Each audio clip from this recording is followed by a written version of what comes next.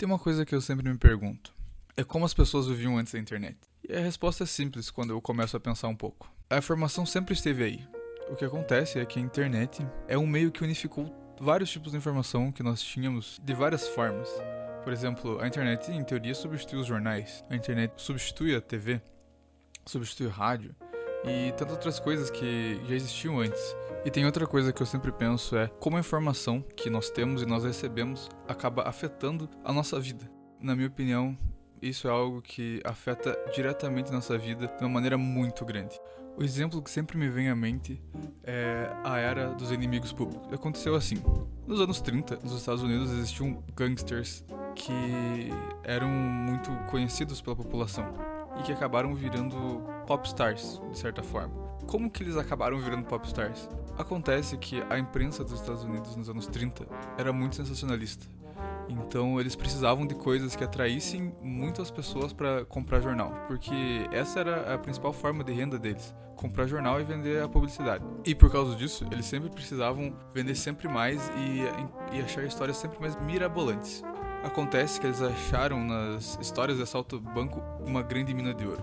Al Capone era um gangster muito conhecido e todo mundo conhece, já ouviu falar dele, inclusive tá muito presente na mídia em vários filmes, como por exemplo Os Intocáveis, músicas do Raul Seixas, pra gente ver como acabou influenciando até aqui no Brasil. Al Capone é muito famoso, principalmente por causa da mídia, porque a imprensa acabava pintando ele como o grande mafioso super sucedido e acabava sempre vendendo. E outra história que é muito conhecida pela gente é de Bonnie e Clyde, que era um casal que, como os jornais pintavam eles eram Romeu e Julieta do crime, porque eles eram um casal que assaltava os bancos juntos e eles tinham um certo marketing envolvido, que eles tiravam fotos deles e mandavam para os jornais para publicar. E acabou que eles ganharam uma grande audiência com esses criminosos, transformando eles em celebridades, que é algo que é um pouco contraditório da gente ver. Transformar uma pessoa que a sociedade julga como totalmente errada em uma grande celebridade. Isso também acontece atualmente.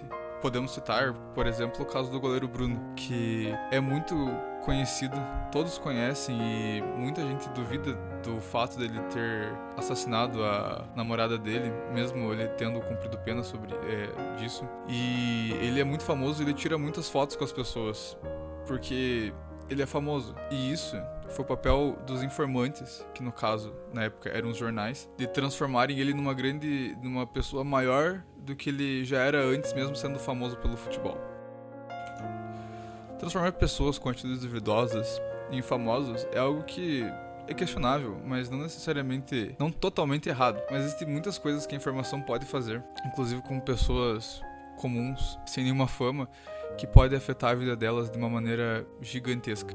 O caso que eu sempre penso quando eu reflito sobre o que a informação pode fazer com meros mortais é o caso de um homem estadunidense chamado Emmanuel Cafferty. Acontece que ele trabalhava numa empresa e ele estava trabalhando no momento em que ele tirou o braço para fora do carro e estalou os dedos. Por causa disso, ele perdeu o emprego dele.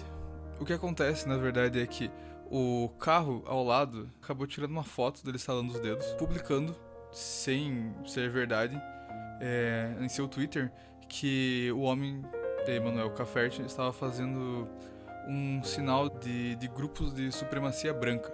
Mesmo Emmanuel tendo uma família mexicana, ele acabou sendo enquadrado como racista e acabou perdendo o emprego.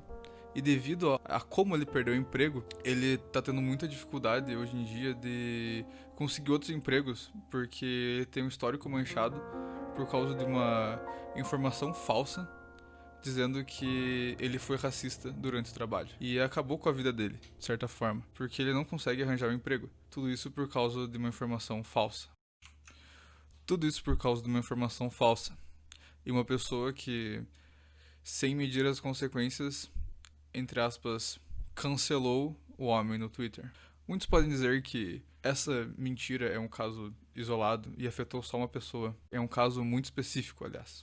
Nós não precisamos ir muito longe para ver o que as informações falsas podem fazer com as pessoas. Podemos pensar nas pessoas que se chamam os anti-vaxxers, que é um movimento que prega que as vacinas são um tipo de forma de manipulação do governo e que elas dão autismo nas crianças. E o que acontece é que muitas crianças agora não tomam vacinas por escolha dos pais, e isso pode acabar levando a espalhar muitas doenças que já foram erradicadas, como por exemplo o sarampo. E a responsabilidade das notícias não acaba parando por aí.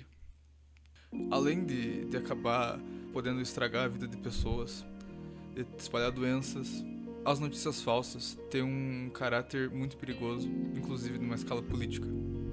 Existem indícios de pesquisas que foram feitas pela CIA que as eleições americanas do ano de 2016 acabaram sendo manipuladas por um grande número de fake news que foram produzidas numa escala mundial, e se suspeita que essas notícias falsas tenham sido espalhadas por outra potência concorrente aos Estados Unidos na época, que é a Rússia.